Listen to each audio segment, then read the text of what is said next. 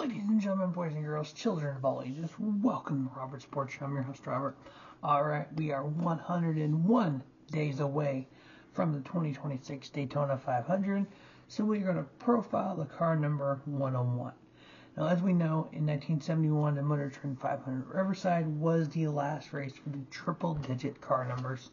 In 1972, the modern era is when they updated it to only two-digit numbers only, from 0 through 99, and then 01 through 09 for 110 different numbers. So some of these stats from the triple-digit era of NASCAR, not a lot of them, and they are few and far between to find them all. Eventually I'm going to try to find every single one of them, but we'll see how that goes. The reference I go to is driveraverages.com. I got a ton of information there, just like racingreference.com. Alright, so car number one, the first race was October 15th, 1950 at Funk's Speedway. The last race was June 1st, 1958, the Crown American 500.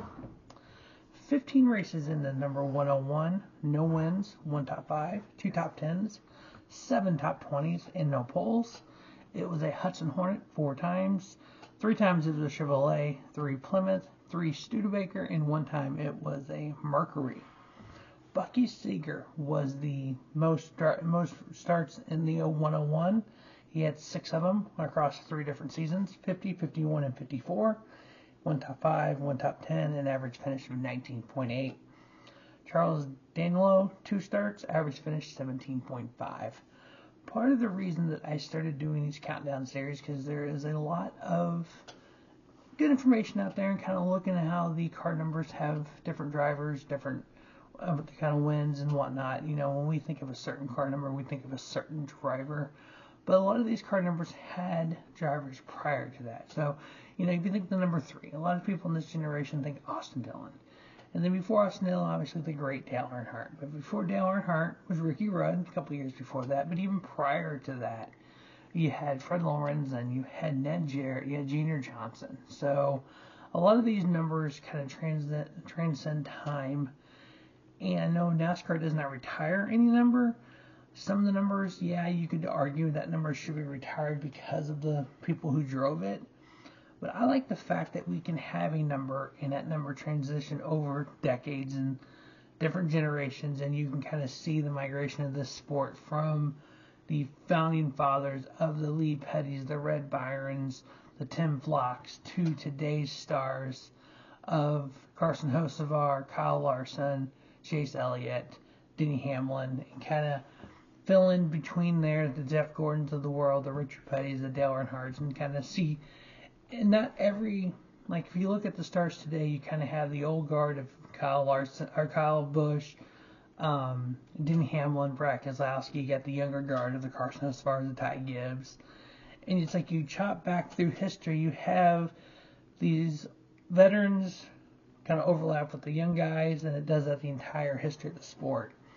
Plus the Dave Moody XM Satellite Radio. He has a Legend series.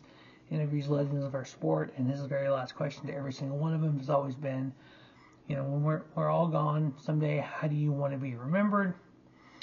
The great Richard Petty had the best one of all, at least in my opinion. I just want to be remembered. So that kind of like, whoa. So a lot of these folks, like a Bucky Seeger, a Charles Daniel, we don't talk about them at all in NASCAR. So why not try to remember some of the things they've done? So as I progress with these videos over the next couple of years, I got a big old series planned, and I gotta execute on that and kind of see some of those names of the past and kind of remember them, what they did for our sport. Alright, next up we have Lucky Long, 2 starts, 20.5 average finish. Gene Long, one start, 1 top 10 average finish. He actually finished 6th that day. George Clark, 1 start, finished 13th. Ralph Roberts, 1 start, finished 19th. Dan Dello, no, I don't know if it's a relation to Charles or not. 1 start, average finish, or finished 27th. And Clyde Mentor, 1 start, finished 44th. Yeah, you heard me correct, 44th. So at one time we had 50 and 60 cars starting some of these races. What this sport was built on in the 50s and 60s and 70s isn't the same sport it was in the 80s, 90s, and 2000s, which isn't the same sport it is today. You could argue that this sport skyrocketed in 2090 and 2020, I would say mid-90s, 95 through 2005. That 10-year period, you can say that's the peak of the sport, and we've been downhill ever since, a lot of people will say, but some people will say we're back on the upswing. I just think the history of the sport is just like a roller coaster, you know. And I think right now is a good time, and I've talked about this before when I posted this online. To me, right now, this is the best era in NASCAR history. And I'll tell you why. Yes, we have dominant teams, the Penske's, the Hendrick, the Gibbs, but the dominance isn't so far above the Trackhouse, the 2311, the, I'm sorry, I'm trying to think of mid-card teams here, Legacy Motor Club. The gap isn't as wide as it used to. At one time, that gap was 20, 30 laps. Was, 30 horsepower. Was, we have the leader of the race who basically leads every single lap. Or you have like 10 cars finish the race because of attrition. That era is gone. Pretty much everybody finishes the race almost now.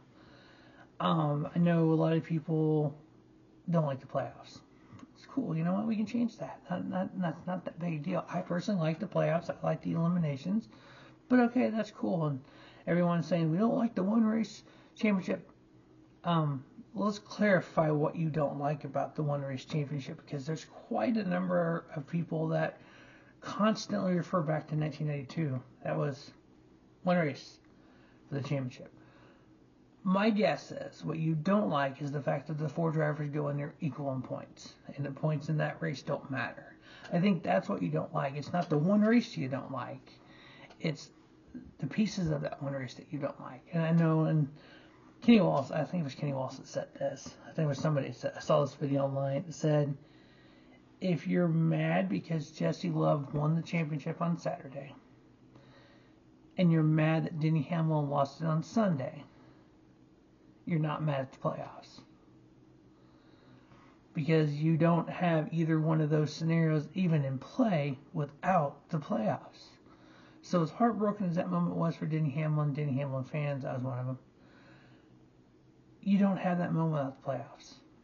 So saying that the playoffs are ruining NASCAR, but that moment sucks. You can't want. It's like, I'm sorry, what?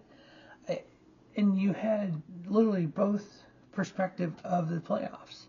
Jesse Love winning the championship over Connor Zelich, and then Denny Hamlin losing it to Kyle Larson.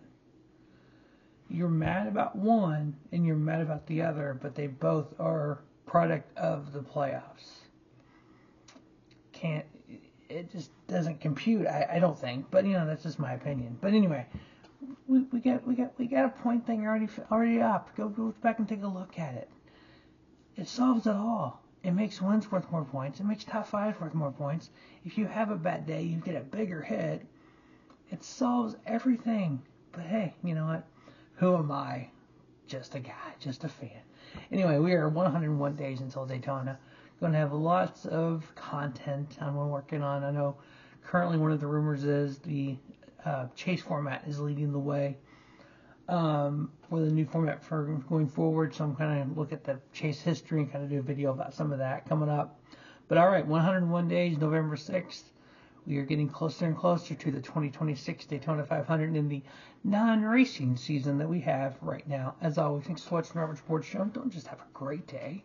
Have a spiffy day. Robert Sports Show, your YouTube leader in sports channel content.